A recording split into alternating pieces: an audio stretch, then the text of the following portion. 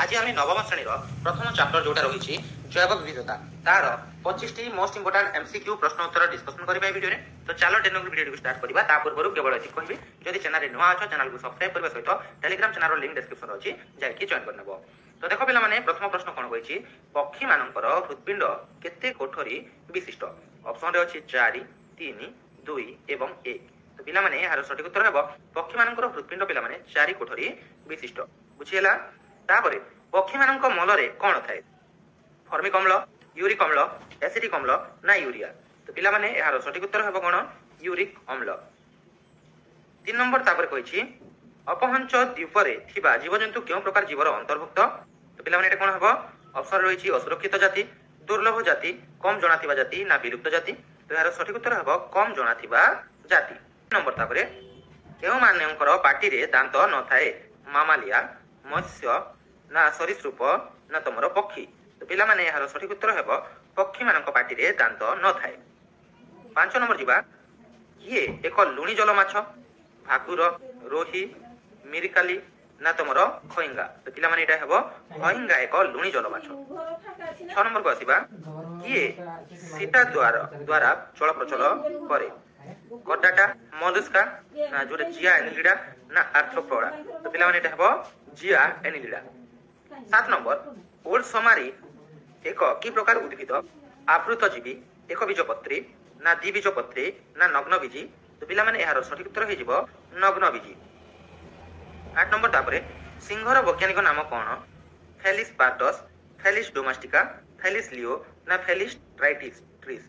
तो पिला माने यार सठिक उत्तर हेबो फेलिस लियो। 9 नंबर केउ उद्भिद रो बीज गुडी को बहन करुथिबा रेणुपत्र एक कोन रे सज्जित होई थाए आंब मुग धान ना पाइन। तो पिला माने यार सठिक उत्तर हे जिवो पाइन। 10 नंबर काहार शरीर गठन रे द्विपार्श्व प्रतिसाम्य देखा जाए यकृत कृमि एस्कोरिस यूकेरिया ना ऑक्टोपस। तो पिला माने यार सठिक उत्तर हेबो यकृत कृमि। 11 नंबर मलुस्का मानक पाचक नली इंग्राजी रो केउ अक्षर परि यू भी सी ना डी। तो पिला माने एटा हेबो यू। 12 नंबर केउ मानकर श्वासक्रिया गाल छिद्र द्वारा संगठित हुए मनुष्य वर्टिब्राटा हेमिकॉर्डाटा ना एकाइनोडर्माटा। तो पिला माने यार सठिक उत्तर हेबो hemichordata. 13 number 1 micrometer equal to केते meter 10 to the power -5 10 to the power -4 ना 10 टू द पावर -7 ना 10 टू द पावर -6। तो पिला माने 1 micrometer equal to 10 to the power -4 meter. तापर आसीबा 14 नंबर को कोन होइछि पारामेसियम रो जेमिति सिलिया हला एमी बार कोन हेबो कुटपाद ना पक्म ना तमरो पाद ना कसाब। तो पिला माने एटा हेबो कुटपाद। बुझियला। 15 नंबर को आसीबा कोन होइछि छतु छतुर जेमिति फंजाई एजोला रो कोन हेबो पिला माने एनिमलिया प्रोटिस्टा मोनेरा ना प्लांटी। तो पिला माने यार सठिक उत्तर हेबो प्लांटी। तापर आसीबा 16 नंबर कोन होइछि क्राडोफोरा जोटा थालोफाइटा सेमिति मार्कांसिया कोन हेबो नग्नबीजी टेरिडोफाइटा ब्रायोफाइटा ना आवृतबीजी। तो पिला माने एटा हेबो ब्रायोफाइटा। बुझियला।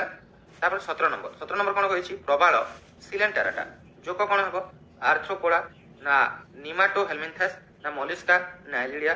तो पिला माने एटा हेबो एनिलिडा।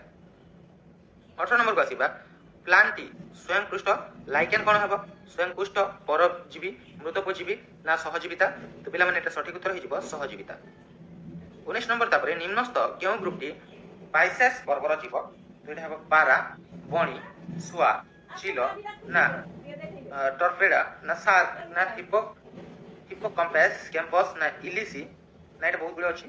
पिला माने एटा कोन हेबो एटा हे जिवो 19 नंबर रो तमरो टर्पेडा हला तापरे शार्क एवं कोडा हिप्पोकैम्पस आउ इलिसी एति कि हेबो यार उत्तर हला।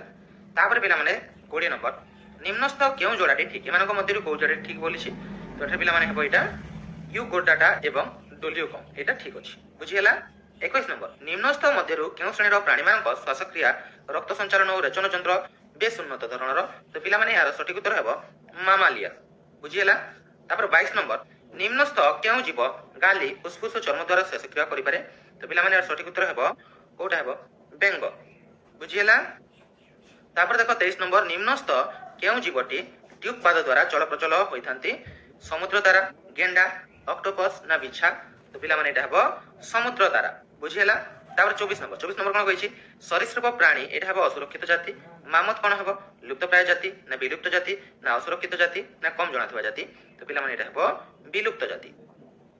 25 নম্বর কেউ গ্রুপর উদ্ভিদ গুড়িক ସମସ୍ତେ ବ୍ରାୟୋଫାଇଟା অপশন রয়েছে স্পাইরোগাইরা ইউলোথ্রিক্স তারপরে গ্রাডোফোরা রিক্সিয়া না ফিউনেরিয়া না মার্কানসিয়া না তোমার মার্সেলিয়া ফর্ন মস ফর্ন কারা পিলামানে এটা হবো কোকোটা হবো দেখো রিক্সিয়া তারপরে ফিউনেরিয়া তারপরে হবো কোন মার্কানসিয়া এটা এতিকি হবো।